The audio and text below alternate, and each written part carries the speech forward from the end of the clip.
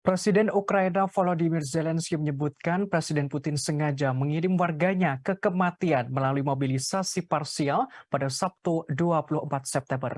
Hal itu disampaikan Zelensky dalam keterangan video pidato malam yang rutin dibuat sejak perang Rusia dan Ukraina. Dalam pidatonya, ia menggunakan bahasa Rusia dan meminta warga Rusia mengingat dampak perang. Zelensky menyampaikan pesan kepada warga Rusia bahwa lebih baik menolak surat wajib militer. Ia mengingatkan warga agar tidak mati sebagai penjahat perang di negeri asing. Presiden Ukraina Volodymyr Zelensky juga menyerukan ajakan kepada rakyat Rusia agar menolak mobilisasi parsial yang diumumkan Presiden Putin.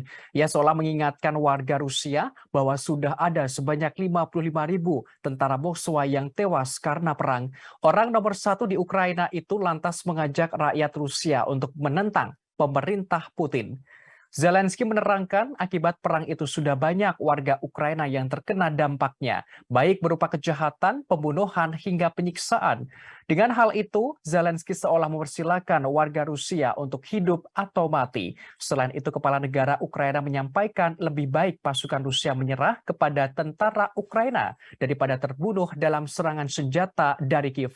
Selain itu, merujuk pada serangan balasan yang berhasil dilancarkan. Ia juga menawarkan jaminan perlindungan kepada tentara Rusia yang menyerah. Zelensky menyebutkan langkah ini dilakukan agar orang Rusia diperlakukan dengan cara beradab. Ia menjamin keadaan penyerahan tetap dirahasiakan.